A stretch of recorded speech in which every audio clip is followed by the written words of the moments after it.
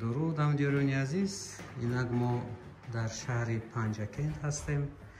اینا شاگردی ما موضوع خان، اینا شاگردای ما تیاری دیدستن. اینا کشتگاه هاشون، اینا با کشتگاه یکی از آماده شوی برای کار چه که ما وعده کردیم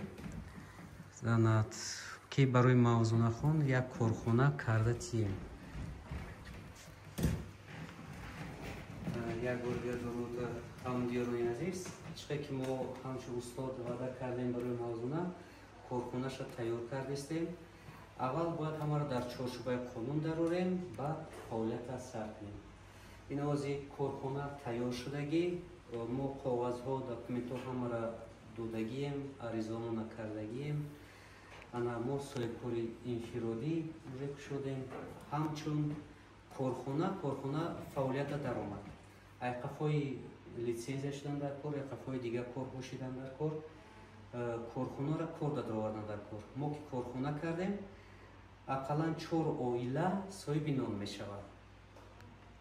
در یک عائله اگر 4 نفری آدم باشه 16 نفر صاحب نان می شوند، صاحب جای کار می شوند و فعالیت میکنند در تاجیکستان خودمون. چه که ما گفتیم ما تابت استوموره را با محض مانوالی و محض نقطوی تابت میکنیم. کفالت 99% ما داده میتونم. هر نفری که نمیوی نزد موضوع نخون ما هر هفته اومده با خبر میگیریم کسلوشه، همش نگاه میکنیم، همین کسلا را ما تابت میکنیم. در ساحه کاری خودمون ما فعال هستیم، ما عالم هستیم. در ساحه کاری خودمون جوابش داده میتونیم و 99% کفالت داده میتونیم. اینا یک کشتگاه دو کشتگاه با فیتنس کلوب کرده برای رقص کردن، برای زنها مشق دادن، برای اونها. انا ما تمام کاغذان را گرفتیم، کارخانه را با اعلان میکنیم برای شما، مرحمت بیاین تابت گیرید. کار ما همش با ستوموره هست. همین حرکت کنین که چوره گردن ای همه پر خطر هست، چوره گردن به هر کس باور نکنید.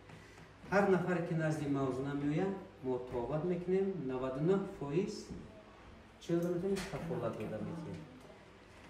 سلامت باشین. رحمت برای توجهتون.